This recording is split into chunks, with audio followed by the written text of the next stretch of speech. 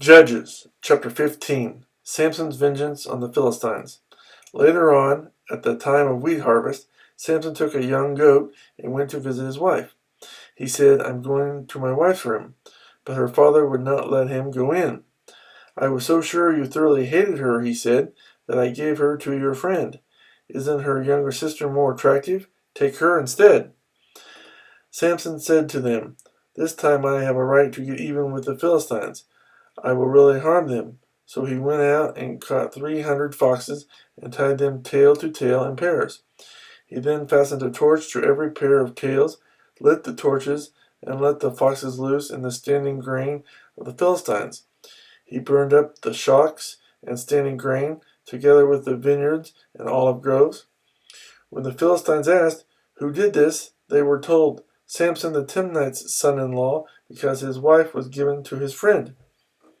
So the Philistines went up and burned her and her father to death. Samson said to them, "Since you've acted like this, I won't stop until I get my revenge on you." He attacked them viciously and slaughtered many of them. Then he went down and stayed in a cave in the rock of Edom. The Philistines went up and camped in Judah, spreading out near Lehi. The men of Judah asked, "Why have you come to fight us?"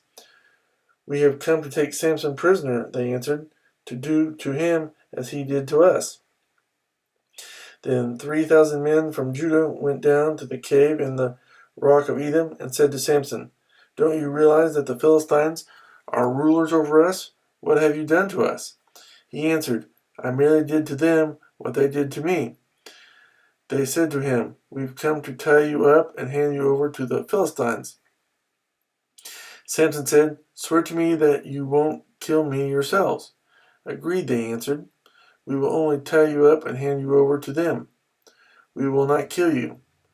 So they bound him with 2 new ropes and led him up from the rock. As he approached Lehi, the Philistines came toward him shouting. The Spirit of the Lord came upon him in power. The ropes on his arms became like charred flax, and the bindings dropped from his hands. Finding a fresh jawbone of a donkey, he grabbed it and struck down 1,000 men. Then Samson said, "With a donkey's jawbone I have made donkeys of them.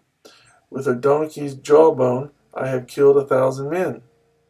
When he finished speaking, he threw away the jawbone, and the place was called Ramoth Lehi. Because he was very thirsty, he cried out to the Lord, "You have given your servant this great victory. Must I now die of thirst and fall into the hands of the uncircumcised?"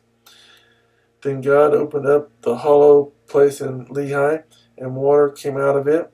When Samson drank, his strength returned, and he revived. So the spring was called En Hakor, and it is still there in Lehi. Samson led Israel for 20 years in the days of the Philistines.